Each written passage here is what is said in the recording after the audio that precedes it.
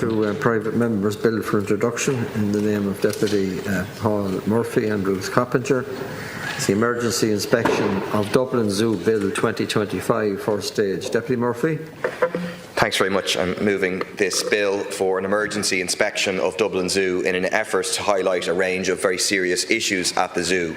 None of them have been properly investigated, despite repeated attempts by concerned workers at the zoo to bring these issues to the attention, first of all, of management and HR, and then to the charity regulator, the NPWS, and even the Gardaí. When journalists have asked questions about this, they've been met with legal letters. One journalist received no fewer than 11 legal letters, including a letter sent to their entire workplace. The issues include very serious animal welfare issues, culminating in the deaths of numerous animals and the disappearance of whole species from the zoo. There are credible allegations of harassment, including sexual harassment of zoo workers by managers. There are financial irregularities, of which I now have documentary proof, including the misallocation of funds raised in a Save Dublin Zoo appeal during COVID to build an extension to the zoo director's house. To cap it all, there was a lack of concern and a total lack of proper oversight by the state over any of this.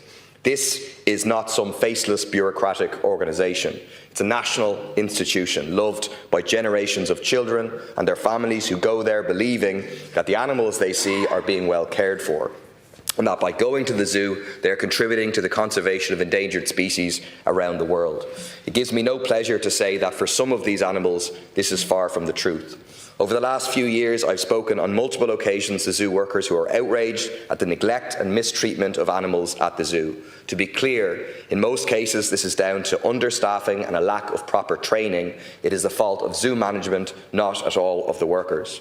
A recent example is the deaths of all the African wild dogs, an endangered species about whom welfare concerns were raised 3 years ago by NPWS inspectors and by myself in this House. This time, welfare concerns raised by experienced zookeepers weren't investigated in time and all the dogs died. One dog had cancer in the mouth that was left untreated and they had to be put down. Before it died, it got no medication or medical intervention. Another was pregnant and became very swollen. Her lungs and heart became filled with fluid. She never recovered after being administered an anaesthetic and died. That species is now gone from the zoo. The same thing happened with the wolves, who were all put down after a health check. That's 2 whole species gone from the zoo. Other animal deaths have included 4 bongo antelopes and a black buck whose leg was snapped in half and left hanging on by a ligament after being inappropriately transported in a horse box. This is a very small, fragile antelope who should never have been moved so roughly. Last weekend, a pregnant cheetah was moved from Photo Wildlife Park to Dublin Zoo on Halloween. She gave birth the next day and all the baby cubs are now dead. She should never have been moved when pregnant. Another incident I've raised in the past was the drugging of a family of elephants who were cruelly separated by zoo management. 2 of them died from stress, and the rest of the remaining herd developed herpes, reactivated by stress.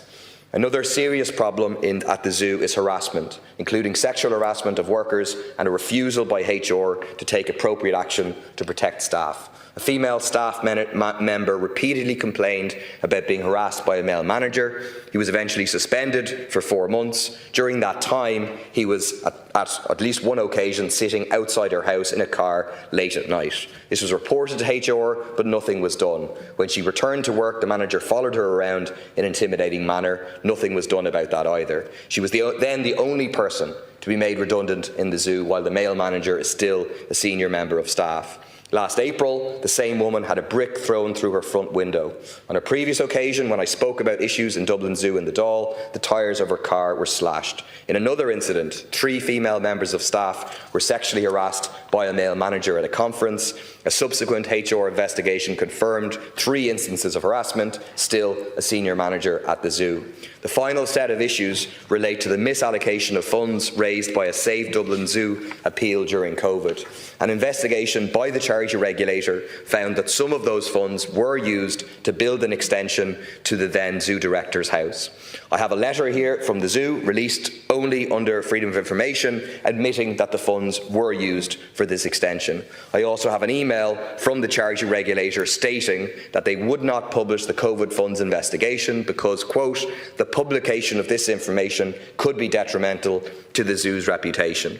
Even if they did their job properly, the charity regulator's remit remit is limited and does not extend to animal welfare. An entirely new system of independent oversight is urgently needed. I hope that this bill can be the first step in developing that. Thank you, Deputy Murphy. Is the bill being opposed? Not being opposed. So the motion for leave to introduce is agreed, and I would ask Deputy Murphy to move that the second stage be taken in private members' time. I so move. Agreed? Agreed. So we'll now suspend until 2:10.